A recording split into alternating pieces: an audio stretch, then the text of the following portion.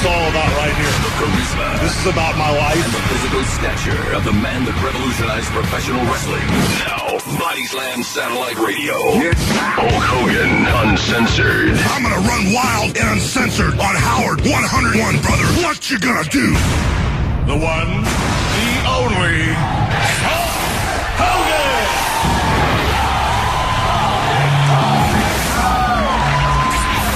Call 888-69-BUBBA. Now, Hulk Hogan, Uncensored on Howard 101. Working class hero is something to be.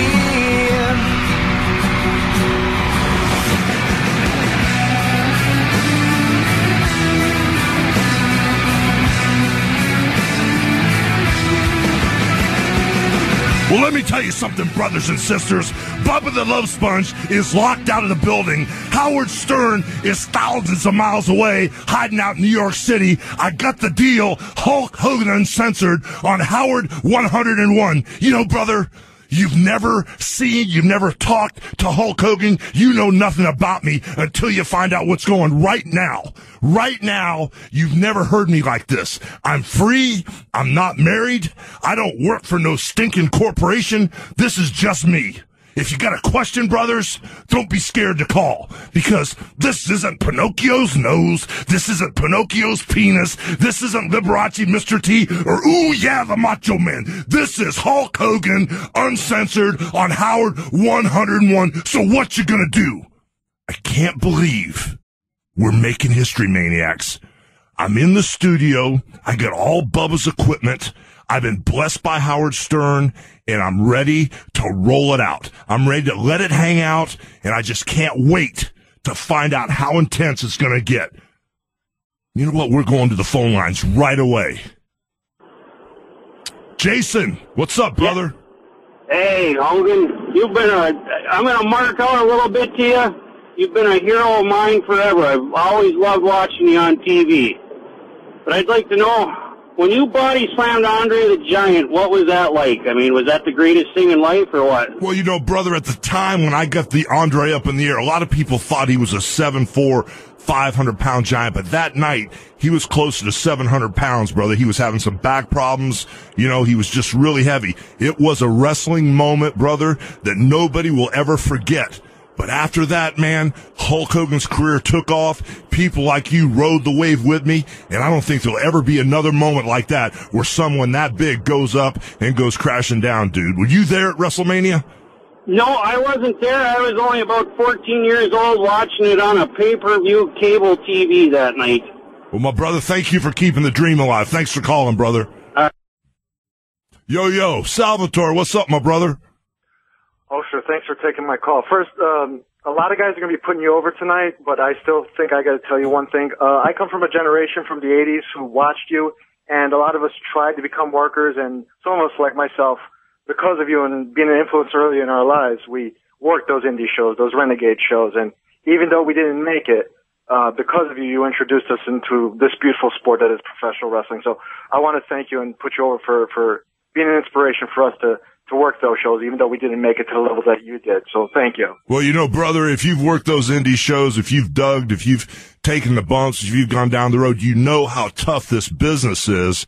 You know, and you scratched the surface because you were physically beating yourself to death trying to learn the business. If you would have totally broke through, brother, the political side, the game playing, how heavy it gets in the back and what you got to do to stay on top, brother, you have no idea, but I sure appreciate your respect and stepping up to the plate, bro.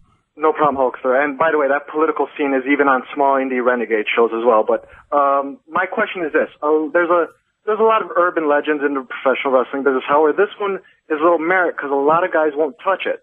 Would you comment, since you have nothing to lose right now, on the infamous rumor about Randy Savage and Stephanie McMahon? Again, thanks for taking my brother, call. whoa, hold on, dude.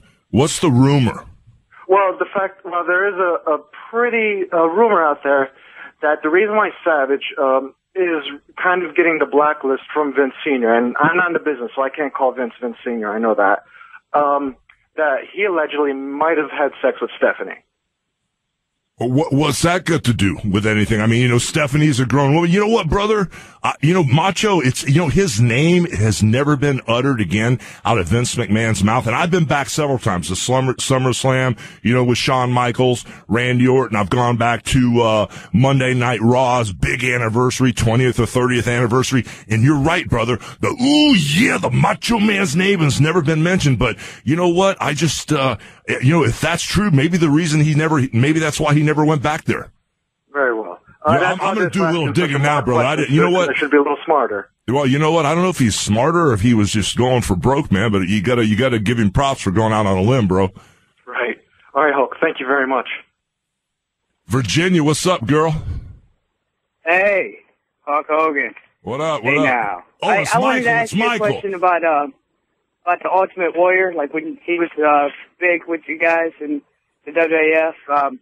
I always heard like a lot of wrestlers didn't like him. He was kind of a dick, kind of a doofus.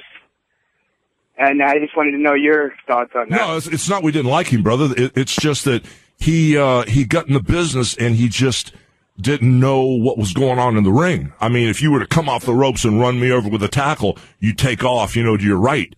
And he would hit you with a tackle and run straight across the ring and sideways and all over the place. And he just didn't really ever dig in, or maybe he wasn't smart enough to dig in.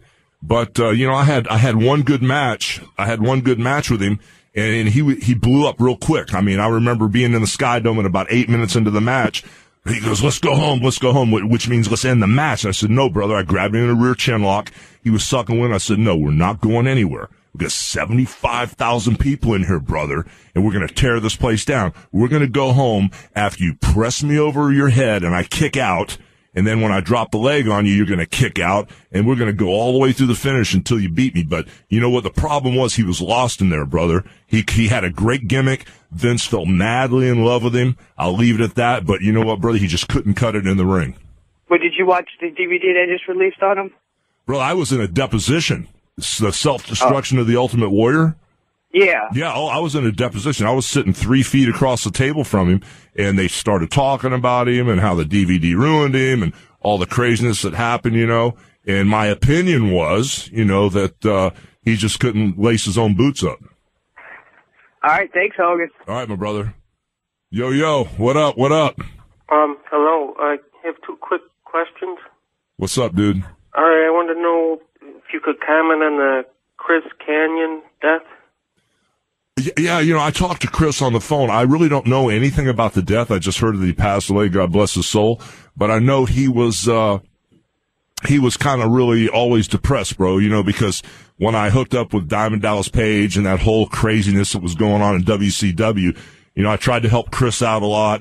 He was getting some crazy push, which I didn't really understand the push at the time. I know there's a little click back in the day, and Chris was calling me up all the time, and every time he talked to me, bro, he was always depressed, and he was real confused about his whole sexual deal there, and he was torn up, and he didn't want to come out of the closet, he didn't want to tell everybody what was going on, and when he called me up, I just give him advice, man, say, follow your heart, brother, and he was a good guy, but I don't know what really happened there, brother, I really don't.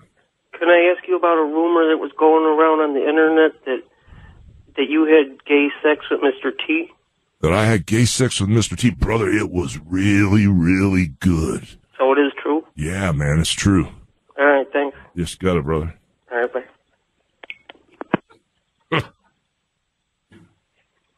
Yo, Captain James. Hey, what's happening, Hulk? What's up, my brother? Hey, the other day Bubba was talking about something. He said something about you going to a movie premiere late back in the day, and the movie director or whatever screamed and yelled at you, and you got kind of blacklisted after that. I'd like you to go into that. Oh, and man, also, no, we don't need to go there. Come on, brother. Well, also, Eric the Midget sucks dick.